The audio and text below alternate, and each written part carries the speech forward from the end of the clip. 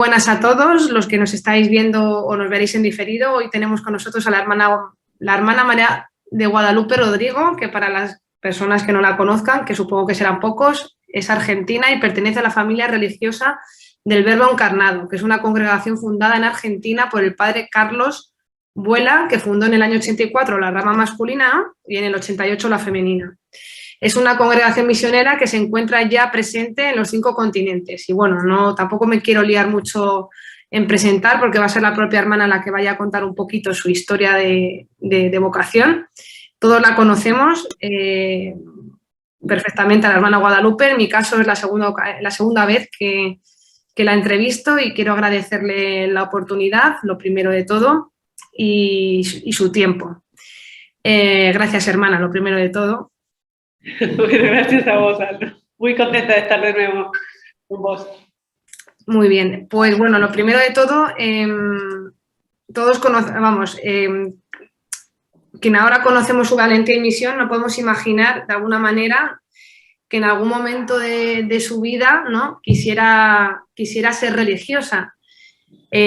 Como no hemos conocido mucho de esta parte de su historia, de la historia suya de vocación, cuéntenos un poco cómo fue esa infancia y ese despertar de la vocación desde la infancia, ¿no? ¿Cómo fueron esos orígenes? Bueno, yo nací en una familia muy creyente, muy practicante, mis padres muy piadosos. Soy la mayor de 5 hermanos. Y fuimos educados en la fe, pero con mucha naturalidad también.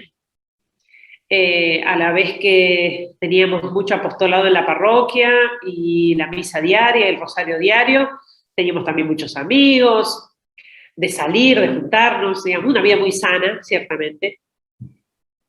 Yo hice el colegio estatal, al igual que mis hermanos, no fui a colegio religioso, y a pesar de estar muy insertada en la parroquia, tenía varios grupos, el coro, y misión, y cáritas, catequesis, desde muy chica di catequesis, pero no me imaginaba que lo mío era ser consagrada. Yo supongo que al no conocer religiosas directamente, así de manera personal, no me parecía una opción directamente, ¿no? Yo recuerdo que admiraba muchísimo a los sacerdotes, al párroco, a los sacerdotes, porque digo, wow, celebran la misa, los sacramentos. O sea, ¿cómo no nací varón y me decía cura? O sea, eso para mí era clarísimo. Pero bueno, yo, digamos, no lo veía, lo de ser monja, no lo veía como una opción. Es más, la idea que tenía era bastante negativa. Yo me imaginaba, bueno, por ahí es lo que piensa mucha gente, me imaginaba que la vida de las monjas era triste, que era aburrida, que era inútil, que no tenía sentido. Entonces no lo pensaba como una opción para mí. Pensé que me iba a casar con un buen muchacho, tener muchos hijos. Terminé el colegio y empecé la universidad. Empecé a estudiar economía, me gusta mucho la matemática. Y bueno, todo iba muy bien, entre comillas, porque ya tenía, bueno, los estudios me iban muy bien, ya trabajaba, ya tenía mi auto, muy bien con mi familia, mis amigos, salir, bueno, la parroquia, el apostolado, todo era perfecto.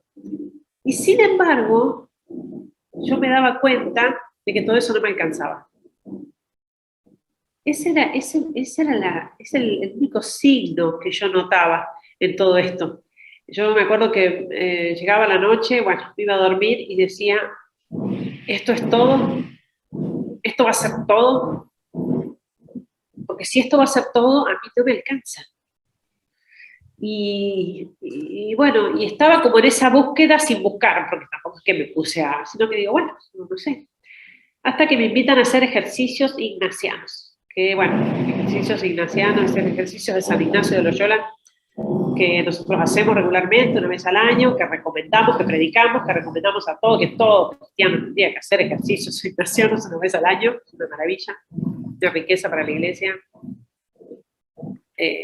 Fábrica de santos, los ejercicios espirituales, realmente, ¿no? La conversión que provocan en nosotros. Bueno, fue en esos ejercicios, yo tenía 18 años, en esos ejercicios me di cuenta de que Dios me llamaba a entregarme completamente a Él. Ni siquiera sabía bien qué significaba ser religiosa, misionera, no tenía ni idea. Simplemente Dios me tocó el corazón de una manera que ni siquiera se puede explicar. Y me di cuenta con una claridad que para mí dura hasta el día de hoy, de que Dios quería que me consagrara completamente a Él. Y que esa era la única manera en la que iba a ser feliz. Salí del ejercicio convencidísima y para mí yo era otra persona, digamos, ¿no? El rumbo de mi vida había cambiado totalmente. No fue fácil después de eso, porque a pesar de que lo había visto tan claro y esa luz como que duraba, ¿no? No es que Dios siempre está obligado a mantener en nosotros esas luces, esas consolaciones, esas inspiraciones. Dios toca el alma, Dios da una luz, Dios inspira, no está obligado a mantenerla en el tiempo. Uno justamente tiene que confiar en lo que vio, confiar en lo que Dios le mostró. ¿Por qué digo esto? Porque, bueno, empieza a pasar el tiempo, pasó por unos meses hasta que entré al convento, ¿no? Pero en esos meses, bueno, de duda, de miedo, ¿no? Evidentemente el demonio se las ingenia para, como decimos, el dicho, meter palos en la rueda, para poner obstáculos, porque mejor que nosotros sabe lo que implica una vocación, un consagrado en la iglesia. Uno solo. ¿Cuántas almas a través de un consagrado alcanzarán la salvación? Entonces, evidentemente, se esmera, ¿no? en entorpecer. Que yo creo que, viéndolo en mi caso y en tantos otros que he visto, que he acompañado, no se trata de ser tentados con grandes cosas, ¿no? Es que nos empuja a hacer cosas muy buenas, otras cosas muy buenas, pero que no es lo que Dios me está pidiendo. Y por eso es tan sutil esa tentación, ¿no? Yo en esos momentos empecé a pensar, bueno, a lo mejor hay otras opciones y no es necesario dejar todo, irme de mi casa y dejar los estudios y entrar a un convento lejos, y a lo mejor puedo hacer más apostolado, puedo casarme y que mis hijos, algunos de mis hijos, yo pensaba en mis hijos, ¿no? Vocaciones entre mis hijos, claro. Puedo hacer más apostolado en la parroquia. O sea, pensaba otras opciones e intentaba como negociar la cosa, ¿no? Intentar buscar algo muy bueno, pero que no era lo que Dios realmente me pedía. ¿Y qué es lo que normalmente pasa? Sí. No, le iba a preguntar que cómo se llega a ese proceso de discernimiento, cómo usted en ese momento también, de qué se apoya para que al final el lado de la balanza salga de un lado que de otro, ¿no? La oración, grupos de la parroquia, siempre tiene que haber, después de un retiro, la llama se va apagando y hay que buscar, ¿no? Uno está en esa búsqueda constante. Sí, yo creo que una cosa importante es no estar comentándolo con todos, ¿no? Hay personas que tienen la costumbre de estar en discernimiento hace 1 año, 2 años, 3 años, y ya le han comentado a medio mundo que están en discernimiento. Entonces, esa influencia no siempre es buena, porque depende. Hay personas que lo entienden y te pueden apoyar y acompañar. Hay un montón de otras personas que no lo entienden y no lo van a entender nunca, porque además la vocación es una gracia mística, o sea, es algo que apenas uno mismo no llega a comprender. Entonces pretende que los demás lo entiendan. Entonces, pretender buscar el consejo de muchos no es bueno, ¿no? Así lo recomiendan los santos, así lo recomienda la iglesia, ¿no? Y San Ignacio dice, cuando uno tiene que hacer discernimiento para elección de Estado, tiene que analizar, estudiar hacia dónde van las consolaciones y las desolaciones. ¿Por qué? Porque las consolaciones, esas luces que Dios nos da, esa es la voz de Dios, ¿no? Ni hablar cuando hay una gracia de primer tiempo, dice San Ignacio, que es lo que a mí propiamente me pasó en el ejercicio, ¿no? Fue clarísimo. Por eso digo que alguien ha visto clarísimo una sola vez, es suficiente haberlo visto una sola vez. Es imprudente decir, bueno, no, le estoy pidiendo otra señal a Dios. ¿Por qué? ¿Por qué piden señales? Dice nuestro Señor. Si ya lo hemos visto claro una vez, si ya Dios nos lo mostró con tanta claridad una vez, eso tendría que bastar para decir, eso que vi y eso que decidí es lo que voy a seguir, ¿no? Porque, ¿qué pasa? A mí me pasó personalmente, cuando yo decidí esto y empecé a ver las dificultades, porque, claro, uno dice, en la práctica, bueno, yo dije sí, pero dejar mi familia, sí, dejar mi trabajo, sí, dejar mis amigos, sí, dejar todo, ¿no? Se hace pesado y pesado y por otra parte no era para mí una cosa atrayente naturalmente, sensiblemente hablando, porque es muy fácil y muy sencillo cuando lo que Dios te pide te atrae sensiblemente. Está buenísimo, es re fácil, sí, claro. Justamente lo que Dios me pide coincide con lo que me gusta, con lo que me atrae sensiblemente. Entonces es más fácil. Pero ¿y cuando no? Porque Dios no está obligado a pedirnos siempre algo que nos guste. Entonces, en mi caso, en ese momento, no era algo que me gustara sencillamente. No era algo que me atraía, no era algo que yo decía, ay, no me hora de estar en el convento, qué felicidad, qué alegría. No, yo simplemente sabía que lo tenía que hacer. Y tenía que ser fiel a mi palabra. Y no podía escapar, por otra parte. Veía que no podía escapar. A mí me pasó algo, y es que llegó un momento de mucha duda y no sabía qué hacer, no sabía cómo huir de esto, no sabía cómo huir de los ojos de Dios, digamos, de poder hacerlo. Entonces yo pensé un plan.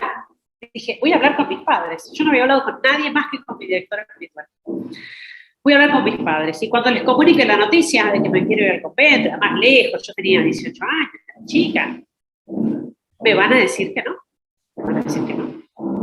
Y entonces yo ahí voy a decir, Señor, cuánto lo siento. Me hubiera gustado tanto seguirte, pero no me dejan. ¿Qué puedo hacer? No voy a ponerme a mis padres así. Yo tenía todo el plan armado como si yo no me lo oyera. Fui a hablar con mis padres, les dije, bueno, ustedes se acuerdan que hice ejercicio hace tiempo, bueno, yo me he dado cuenta que Dios me llama a la vida consagrada, a ser religiosa. Y mis padres dijeron, qué bendición del cielo, qué bendición para nuestra familia la vocación. Yo no la podía creer. Yo cuando escuché eso, dije, se acabó, basta de escapar a lo que tengo que hacer. Tengo que enfrentar esto y ya sé que lo tengo que hacer. Entonces, el hecho de acostumbrarnos a hacer la voluntad de Dios y no estar trayendo la voluntad de Dios a nuestros gustos, porque eso lo acomodamos, ¿no? Eso lo dice también San Ignacio.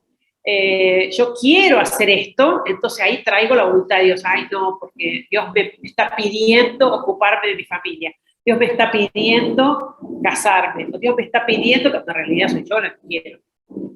Ese es mi gusto sensible, mi inclinación sensible. Entonces, por eso yo digo, los ejercicios de San Ignacio son tan importantes, las reglas de discernimiento de San Ignacio, que tenemos que difundir más y conocer la memoria, ¿no? Porque el demonio nos tienta, pero a una persona que busca vivir de bien en mejor y la virtud y buscar la voluntad de Dios, es muy sutil para tentar. Es disfrazado de ángel de luz, dice San Ignacio. Entonces, en este sentido yo creo que sirven mucho los consejos de San Ignacio, incluso no solamente habla de consolaciones y desolaciones, bueno, ver qué es lo que Dios me muestra en el momento de consolación, en el momento que el espíritu se ensancha, que uno se llena de ánimo, de paz. Bueno, ¿con qué idea es? ¿Con qué voces? ¿No? Pero además dice hacer pro y contra, por ejemplo, yo recuerdo que también lo hice, pro y contra, bueno, escribir, bueno, a ver, los pros y los contras de consagrarme, los pros y los contras de casarme, ¿no? Y verlo a la luz de la presencia de Dios, con la luz de la razón iluminada justamente por la inspiración de Dios. O sea, medios tenemos, ¿no? Yo creo que en esto del discernimiento se dan muchas vueltas. Si pensamos en el Evangelio a los apóstoles, el llamado de los apóstoles, ¿cuánto tiempo de discernimiento tuvieron los apóstoles?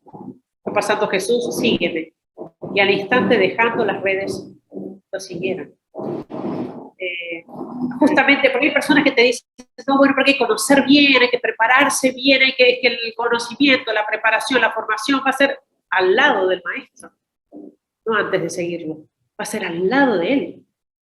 Sí, uno tiene que prepararse para hacer votos para hacer, por supuesto, tiene que hacer una preparación adecuada, tener conciencia de lo que va a hacer, pero es la formación propiamente.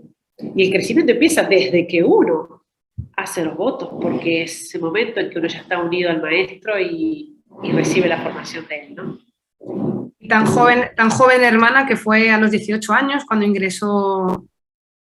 A los 18 años. Además, el primer destino no fue precisamente cerca, ¿no? Sino un destino...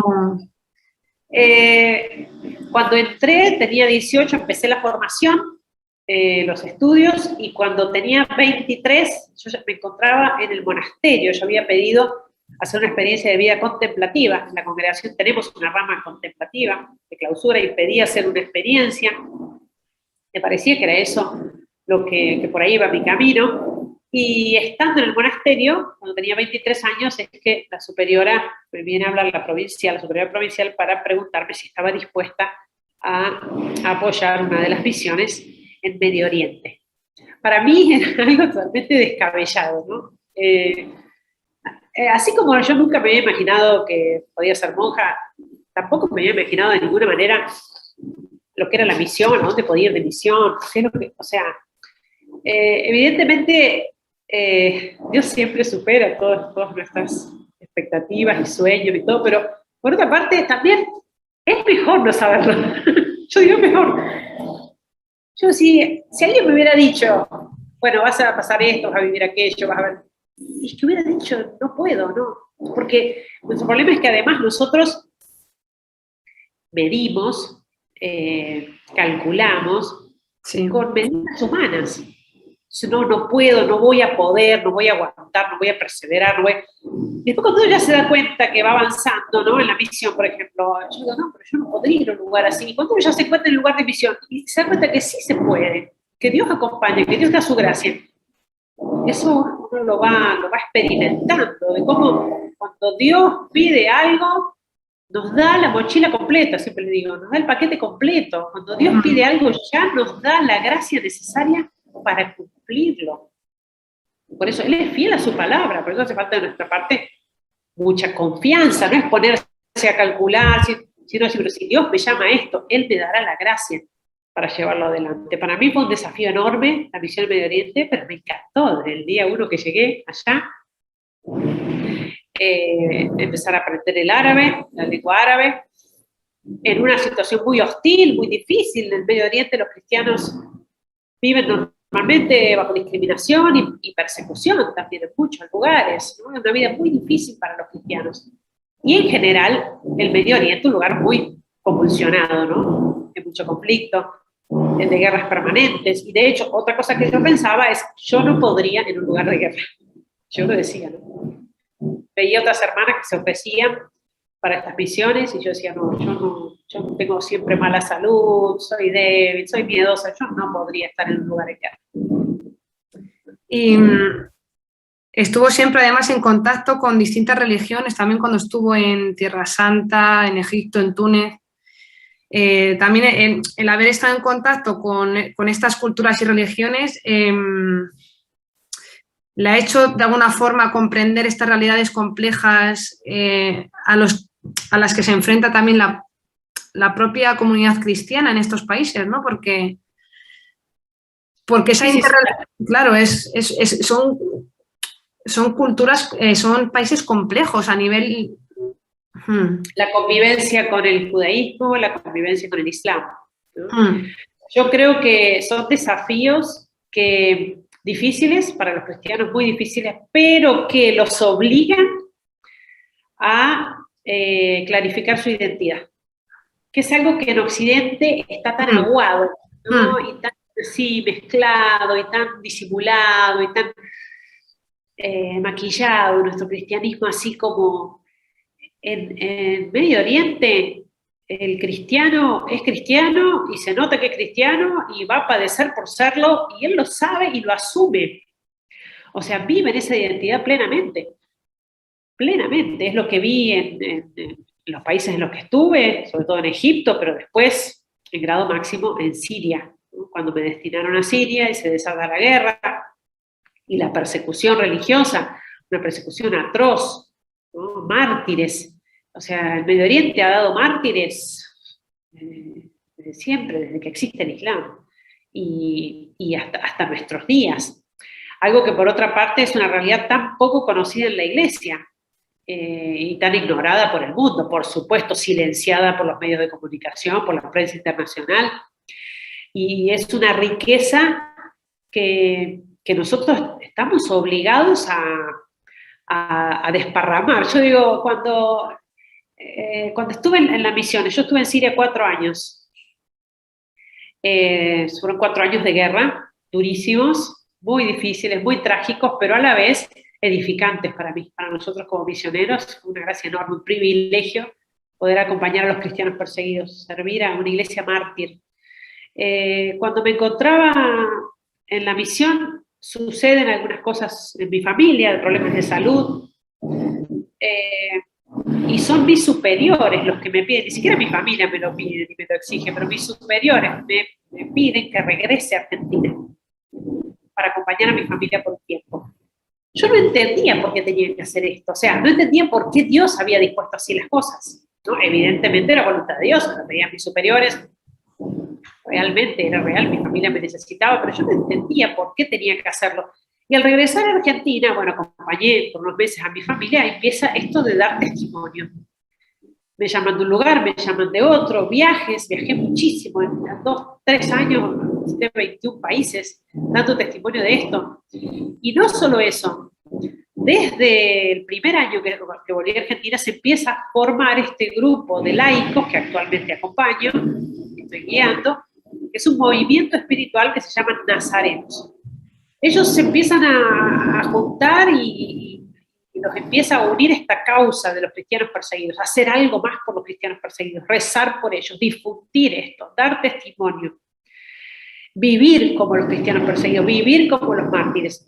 Y se forma este movimiento espiritual que al día de hoy ya tiene laicos consagrados, es decir, personas que no solamente quieren rezar por los cristianos perseguidos y difundir estos testimonios, sino quieren entregar esta causa a su vida completa, a través de los votos, pobreza, castidad y obediencia, ¿no? Siguen siendo laicos, pero en el mundo, pero consagrados, laicos consagrados. Y esto se sigue extendiendo. Entonces, recién ahí con el tiempo yo fui comprendiendo los planes de Dios, nosotros no podemos entenderlos, ¿no? Evidentemente todo eso que había vivido durante los años de misión, que fueron casi 20 años de misión, todo eso tenía que darlo, tenía que hacerlo conocer. No solamente yo, todos, o sea, las gracias de los mártires, la sangre de los mártires, hay que desparramarla por el mundo entero. Porque los mártires, y eso lo sé por experiencia directa, los mártires están provocando conversiones. En el mundo de hoy en el que estamos, en que está todo mal, cuando hablamos está todo mal, sin embargo siguen habiendo milagros de conversión tremendos, provocados por los mártires. Y por eso es que yo, después de todos estos años de misión propiamente en Medio Oriente, me dedico a esta misión, a la que estoy actualmente dedicada, incluso con el apoyo de mis superiores que me han dado el permiso de dedicarme completamente a este movimiento espiritual que se llama Nazarenos, porque los terroristas del ISIS, del Estado Islámico, tomaron la costumbre de marcar las casas de los cristianos con una letra árabe, que es la letra Nun, que es la que llevo aquí, la letra Nun, que es la primera letra de la palabra nazareno, Nasrani en árabe. ¿Por qué? Porque así estamos llamados en el Corán, estamos llamados nazarenos, no cristianos, nazarenos, seguidores de Jesús de Nazaret. Entonces, así despectivamente, ellos marcan las casas de los cristianos con esta letra, que para ellos es la letra de la maldición, la letra Nun, para identificar que en esa casa hay nazarenos, en esa casa hay cristianos, los que están destinados a la muerte. Y por eso este se convirtió en el símbolo de los cristianos perseguidos, incluso musulmanes, desde ese momento, saliendo a la calle diciendo, yo también soy nazareno, con el signo de la letra. Impresionante. Es así como se difundió esta letra, y de ahí toman nombre estos laicos que se suman a esta causa de rezar por los cristianos perseguidos, de difundir los testimonios de los mártires, y se llaman nazarenos, movimiento nazarenos. Y esto, hermana, forma parte de los frutos de de cuando usted fue allí a Siria, estos frutos se están dando ahora de todo ese gran viaje espiritual que tuvo, viaje físico, viaje espiritual. Esos frutos se siguen dando y usted lo va sembrando en diferentes personas como instrumentos también. Esto se está dando ahora por una causalidad de todo ese proceso que usted ha vivido también allí, ¿no? Sí, sí, sí. Ciertamente, cuando yo regresé, yo me acuerdo que estaba en mi casa acompañando a mi familia, había varios problemas de salud en mi casa, varios enfermos, la situación estaba muy difícil, pero yo ya había empezado a viajar y a salir, ir y venir, a dar charlas. Y un día le dije a mamá, al final yo había venido para acompañarlos, para estar más cerca y me la paso yendo y viniendo. Y ella me dijo, lo que pasa es que es tan grande lo que recibiste que tenés que darlo, ¿no? Y también con mucha fe, mi madre, bueno, que hace ya 3 años que partió, la tengo ahora intercediendo en el cielo. Ella con mucha fe, al igual que mi papá, apoyándome totalmente en esta misión. Digo con mucho espíritu de fe porque es realmente eso, ¿no? No, esto no se trata de que, bueno, porque yo como hablo, la retórica que tengo, el modo de hablar y entonces engancho a la gente, o sea, estamos hablando de un efecto tan desproporcionado que sería necio, totalmente necio, atribuirlo a la forma de hablar, a la forma de expresarse, a lo simpático que uno puede hacer. O sea, esto rebasa todo eso. O sea, Dios es el único que toca los corazones y los convierte. Y esos milagros, nosotros somos testigos y también instrumentos para esos milagros de conversión. Los milagros los están produciendo los mártires, o sea, los que se acercan, los jóvenes que se acercan y de todas las edades. Y que te dicen, quiero consagrar a esto mi vida, yo quiero consagrarme. Quiero vivir la radicalidad de los mártires. Es eso lo que atrae, ¿no? Evidentemente los mártires, ¿por qué sacuden al mundo de hoy? Y porque el mundo de hoy predica bienestar, predica pasarla bien, predica el egoísmo, predica pensar en mí mismo, predica buscar lo fácil, lo cómodo. Evidentemente los mártires van contra todo eso, incluso dentro de la iglesia. Esas espiritualidades blanditas que se viven hoy en la iglesia también, de pura, sí, resurrección, Cristo resucitó, pero no queremos pasar por la cruz. Y no queremos el testimonio martirial, que significa el martirio, como decía Juan Pablo II, el martirio blanco, por la verdad moral. Y sí, y tenemos que ser mártires en ese sentido, y vivir nuestra fe y nuestra moral católica, cueste lo que cueste, porque hoy en día implica muchas cosas, ¿no? Justamente por la persecución que se da, porque esta persecución de la que hablamos en Medio Oriente se da en todo el mundo, con distintos grados, matices y formas, ¿no? Pero en Occidente ciertamente hay persecución a la fe, ¿no? Ataques a la vida, ataques a la familia, a los niños por nacer. O sea, cuando se está atacando todo eso, se está atacando a Jesucristo en el fondo. Y por eso, de hecho, es clarísimo, eso es clarísimo. Los grupos feministas más violentos atacan iglesias. ¿Por qué?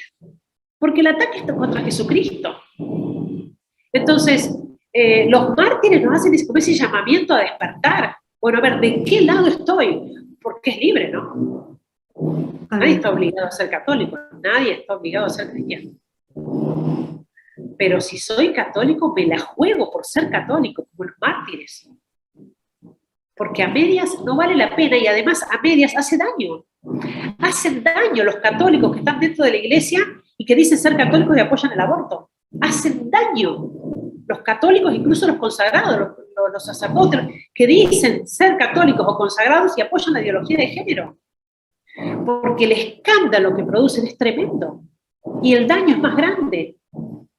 Entonces, los mártires nos hacen definirnos de una vez por todas y asumir nuestra fe, cueste lo que cueste, si es que queremos vivir como ellos, si es que queremos la gloria de los mártires, que cuando yo he vivido con ellos, yo he vivido con los cristianos perseguidos, y cuando uno ve la manera en que viven, y la manera en que mueren, la alegría que Dios les regala por vivir esa fe plena, la libertad de espíritu que tienen, evidentemente es algo que todo cristiano debería desear e imitar.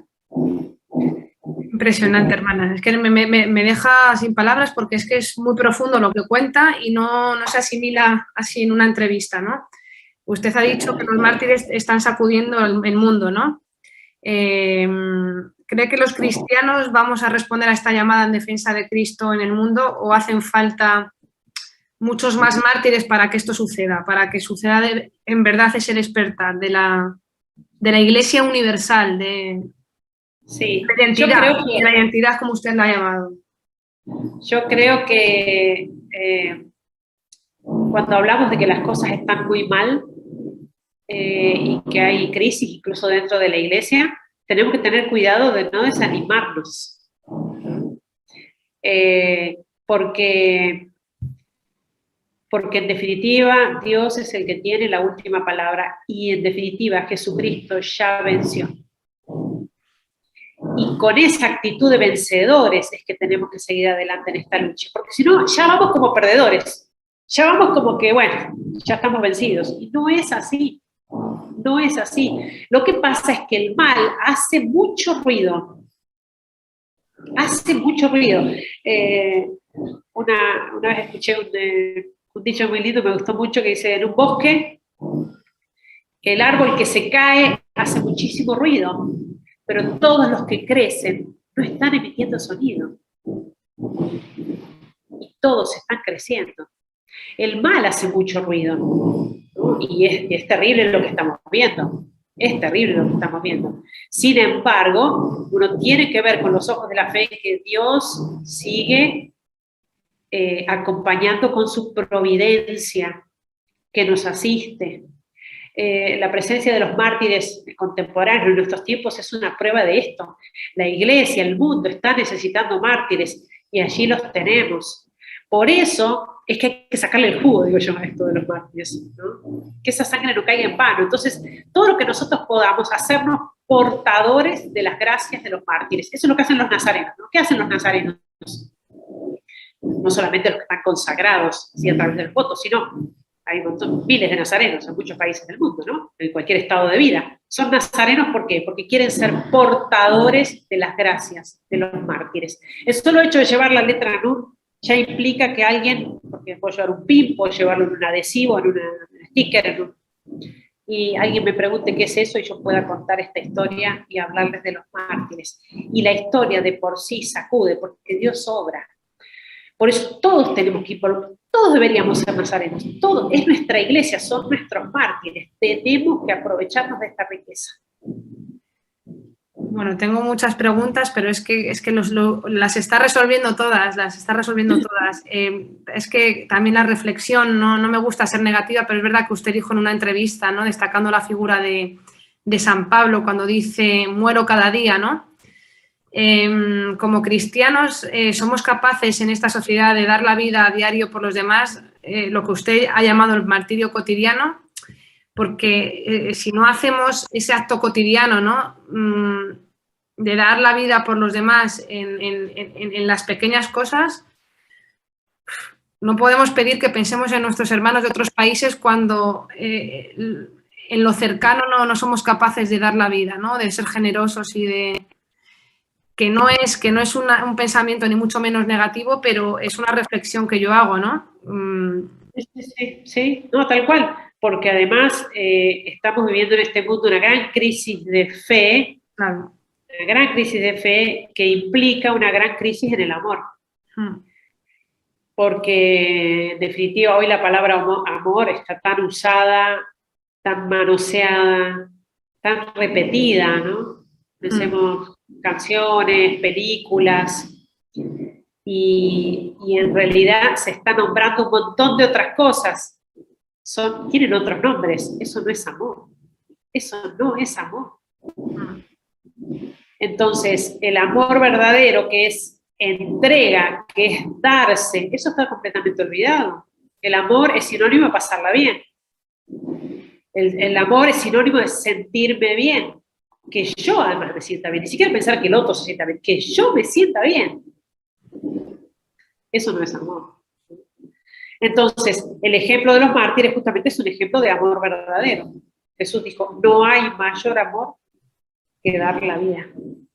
Y eso es lo que ellos están expresando, y no con palabras, porque se puede decir muchas palabras lindas, ellos lo están expresando con la vida misma. Están dándolo todo, porque los cristianos perseguidos perdieron sus casas, su trabajo, sus bienes, dejándolo todo, pero dejando incluso, si es necesario, la vida misma, para demostrar el amor a Jesucristo, para mantenerse fieles a lo que creen y a lo que aman, porque el que no está dispuesto a dar su vida por lo que cree, no cree, aunque diga lo que diga. Y el que no está dispuesto a dar su vida por lo que ama, no ama, aunque diga te quiero y te amo. Eso no es amor. Entonces los mártires nos dan ese sacudón en la fe y en el amor, a un mundo que está totalmente desorientado. Y como digo, es tremenda la tibieza, es tremenda la tibieza. Nosotros, los nazarenos, tienen especial devoción a la Divina Misericordia, ¿no? Se reza la coronilla todo el día, los que siguen Facebook, Nazarenos Perseguidos, lo sabrán, a las 3 de la tarde, algún nazareno reza la coronilla, transmiten para rezar por todo el mundo, por tantas intenciones que tenemos, y nosotros rezamos la novena que le dictó Jesús Misericordioso a Santa Faustina, la rezamos todos los días. En uno de los días Jesús le dice a Santa Faustina, ¿por qué le dicta la novena? Le dice de rezar por los que no creen. Y él dice, porque ellos consolaron mi corazón, en Getsemaní, consolaron mi corazón con su conversión. Hay que rezar por ellos para que se conviertan. Pero hay que fijarse en ese detalle. En Getsemaní, a Jesús lo consoló pensar en ver a tantos conversos, ¿no? Que vivían lejos de Dios y se convirtieron. Pero después, otro día de la novena, dice pedir por las almas tibias. Y él le dice a Santa Faustina, son las que más dolor causaron a mi corazón en la noche de Getsemaní. Y es que es cierto, o sea, es más doloroso cuando te ofende un amigo que cuando te ofende un extraño que no conoces. Es más doloroso cuando te traiciona un hermano, o un hijo, un amigo. Es mucho más doloroso que cuando te hace daño, traiciona un extraño, ¿no? Entonces, evidentemente nosotros somos los cercanos, nosotros somos los que estamos al lado de él y lo traicionamos cuando recortamos el evangelio, cuando no somos fieles a la doctrina completa, cuando queremos acomodar la doctrina de Jesucristo al mundo moderno, mundanizar la iglesia, mundanizar la fe, el credo, el catecismo.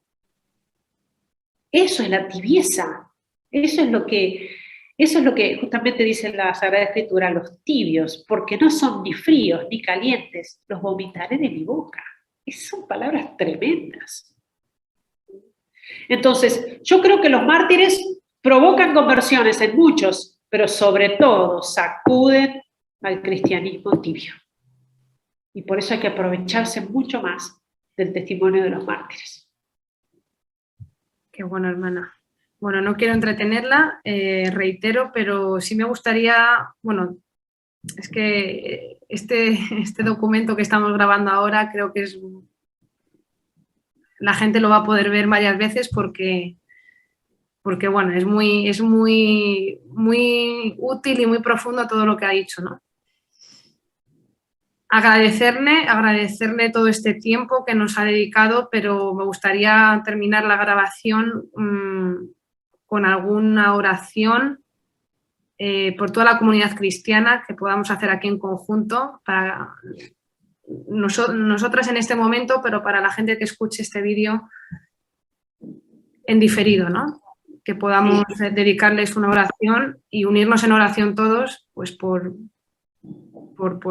los cristianos perseguidos y por toda la comunidad, ¿no?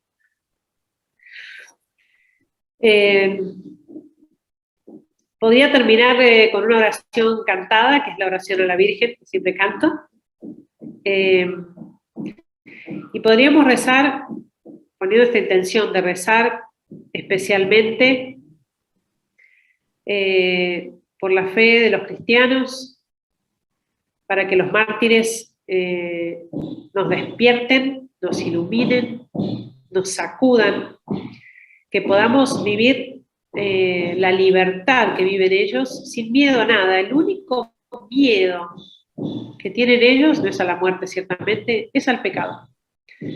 Porque en definitiva es el pecado mortal lo único, absolutamente lo único que nos puede separar de la felicidad eterna. Entonces pidamos que los mártires nos iluminen para decidirnos a entrar en batalla con el pecado en nuestra vida, a defender la vida de gracia en nuestros corazones. No nos sirve de nada ir a confesarnos y encontrar justo un sacerdote que me diga, eso no es nada, lo hacen todos, no te preocupes, seguí adelante. Lo que necesitamos es liberarnos verdaderamente de las ataduras y de la esclavitud del pecado, porque los mandamientos siguen siendo los mismos y Jesucristo sigue siendo el mismo. Entonces que los mártires nos den esa fuerza para romper esa esclavitud en la que vivimos, esos estados de pecado en los que vivimos, donde ya nos acostumbramos, porque todos lo hacen, da lo mismo. Antes estaba mal y ahora no. El cielo y la tierra pasarán y mis palabras no pasarán, dijo nuestro Señor. Entonces que los mártires nos den la fuerza que necesitamos, la fuerza de voluntad que necesitamos, la energía, la vitalidad, la valentía de romper esas ataduras. Romper las ataduras de los vicios y los pecados en los que vivimos de manera permanente. Que ellos nos den realmente la fuerza de defender la vida de gracia en nosotros, en nuestros hijos, en nuestros alumnos, en nuestros jóvenes, en nuestros niños. Defender la vida de gracia, porque en definitiva es eso lo que nos mantiene unidos a la vid, ¿no? Como sarmientos, unidos a Jesucristo. Es la vida de la gracia en nosotros. Le pedimos esto a la Santísima Virgen especialmente y por la intercesión de los mártires. في ظل حمايتك نلتجئ يا ماريا لا ترد طوعتنا عندما ندعوك يا فخر البرايا يا خير الورى يا بحر العطايا في الدنيا جرى في ظل حمايتك نلتجئ يا مريم لا ترد طوعتنا عندما ندعوك.